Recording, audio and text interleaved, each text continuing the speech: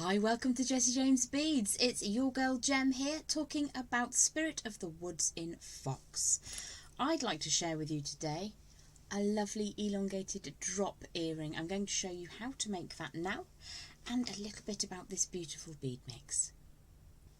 So this is Spirit of the Woods in Fox. Now I made myself this lovely little charm bracelet because I fell in love with this little chap here. All of these beads come from this absolutely fabulous collection. You can also obtain these gorgeous little cylinder beads, which are the focal bead in today's design, in Beads by the Dozen. Foxy Gold Dip Dye is the name of this one. That's what you'll need to look for if you fancy some of those. But I'm going to be working from the main collection, Spirit of the Woods in Fox, today. This is the piece that we're going to learn to make together today. It's a piece that you can make with a very limited experience working with wire. I really enjoy these. It's completely transferable to all of our other Jessie James Beads collections. But I really love the shape and form, and this is so thoughtfully presented. So that's what we're going to make together. I'm just using two different gauges of wire today. My primary wire is 18 gauge, and I'm working in artistic wire in that round with rose gold colour. It's going to work with any colour wire really. A good hot copper or this beautiful rose gold is ideal though. The first thing that I'm going to do is just give that wire a little warm through. And then now you've had a bit of a chance to gaze at these gorgeous beads, I'm going to pop that back out of the way as well. So we're going to warm that wire through, and then we're going to work from the centre point, taking some round nose pliers to that middle. It doesn't matter if it's not exactly in the centre, but it's helpful if it's reasonably close. I'm going to make quite a large loop down at that centre point, and you can orient your pliers how works best for you. But what we're looking for is a rounded form in the middle of that length of wire, and we want to have a straight line coming to the loop and a straight line leading away. So you might need to just pop in there with your chain nose pliers and give that a little bit of a straighten up, just to make sure that you're happy with how that's sitting. Ideally, you'll want them to be the same size if you're making them as earrings. If you're making it as a pendant, it really doesn't matter. The next thing we're going to do is to put some upright bends on either side of that loop. Now, they need to be far enough apart that they will easily accommodate our beautiful foxy gold dip dye. So I'm going to put that first upright angle in, and then estimate where I believe the second side will need to be. At the moment those angles are quite soft, and that's just going to give me an opportunity to see if it's too wide or the right size. It's a little bit wide. You could take a little longer just to make sure that that's absolutely perfect. But what I will do is just refine those angles by opening and closing just once or twice, and you get a slightly firmer shape. Now, because I'm right dominant, I tend to flip the design up and over, but if you prefer to work on the opposite side so you always have the same bit facing towards you, then that's absolutely up to you. So that will accommodate the bead in question quite nicely. I just want to make sure that those two uprights are indeed quite straight.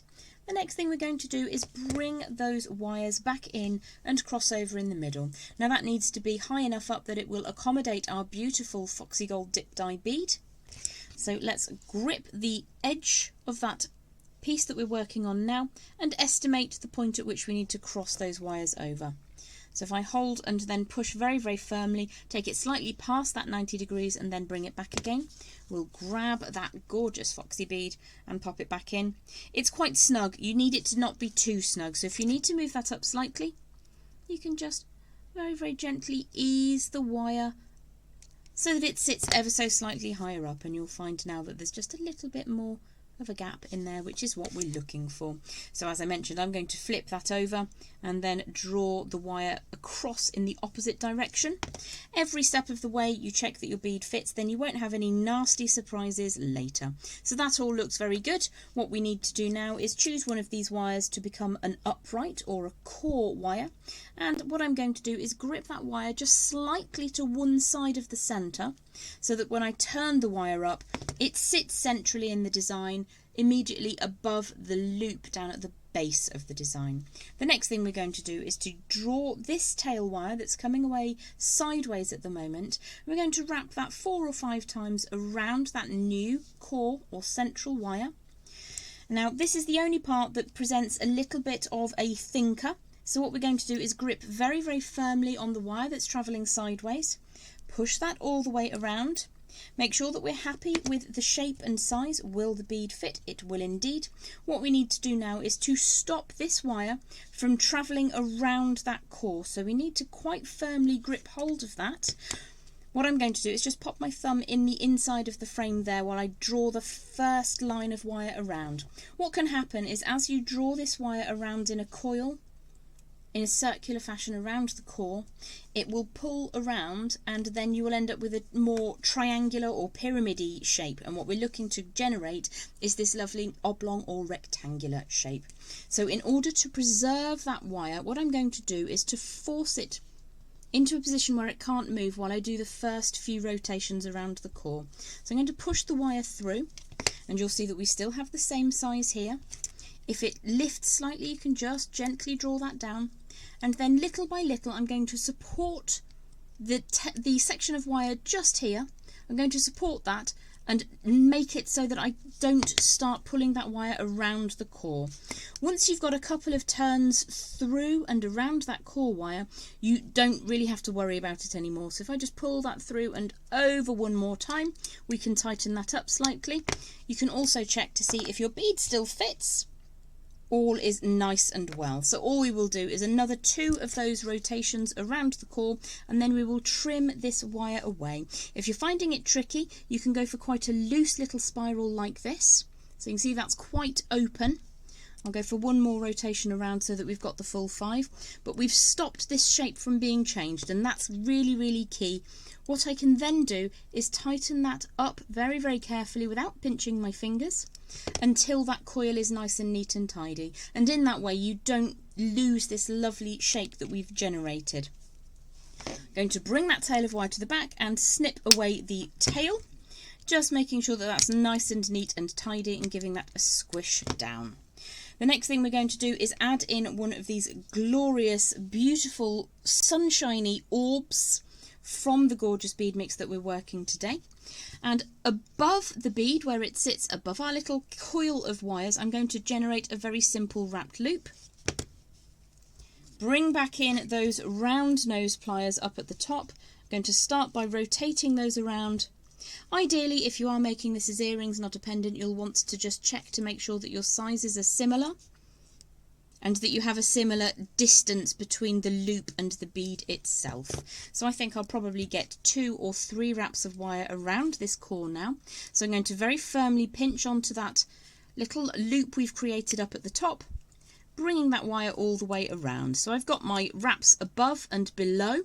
What I need to do now is just put a little bit more warmth into that tail of wire, draw that over the side of the bead so it acts like a little bit of a halo, and then pinch that very firmly, and I'm going to finish off by double wrapping around that core that we made.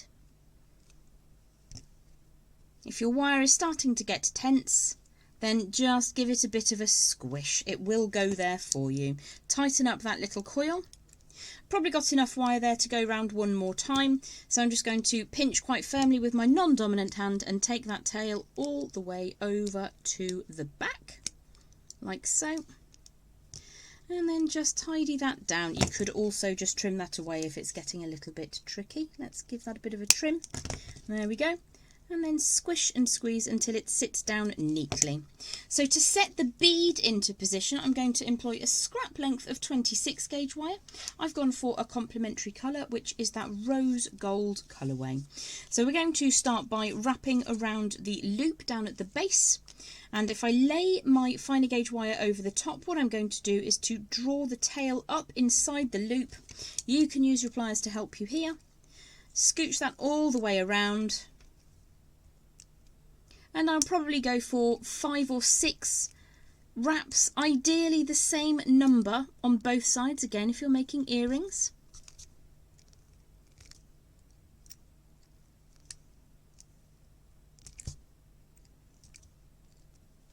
Get that to go all the way around until it's nice and neat and tidy. I think that's 5, but for the sake of expediency we'll call that a day. Tidy that away, and then we're going to centralise those wraps so that we can draw our lovely foxy gold dip dye bead into position. Now, for this to sit neatly, what we're looking to do is to just allow the wire to sit centrally. If you want to play around with the art of symmetry and asymmetry, on one side of my earrings I'm going to have the gold at the top and the foxy red at the bottom, and on the other side I'm going to invert that, but you can go for true symmetry if you prefer. I quite like to play around with asymmetry sometimes. It's not really in my nature, but it is good fun. So the bead is now sitting very neatly where I like it to, and I'm going to just flip that over and wrap 4 or 5 times around at the top. You could go for the same number of wraps if you're looking for that level of symmetry, but it is a very, very simple process just to finish this design off. Pull that all the way through, and you can repeat that as many or as few times as you desire, but I would say probably a minimum of 4 wraps just to keep that bead nice and safe in the housing that you've generated for it. So I'm going to call it a day there. Trim away the last little bit, trying to get the end section nice and neat and tidy. And then all that remains is to add on your lovely little charm. So I made a jump ring just using my bail making pliers, and I'm going to add in my charm onto the base of my earring finding, making sure that it faces the right way. So I just need to flip that over, and then I will use a second pair of pliers to close my jump rings. I know I'm very naughty just using my hand to open them. I couldn't actually see my pliers at the time. So let's just close that jump ring up. You can take a lot more time than I am today. There's your second earring. Let's find that earring finding. Open that up, pop your foxy earring into position, and then just drop that down. There we go. So you've got a lovely pair of earrings from the gorgeous Spirit of the Woods collection in Fox, and you've also got those beads that feature in a Beads by the Dozen collection as well.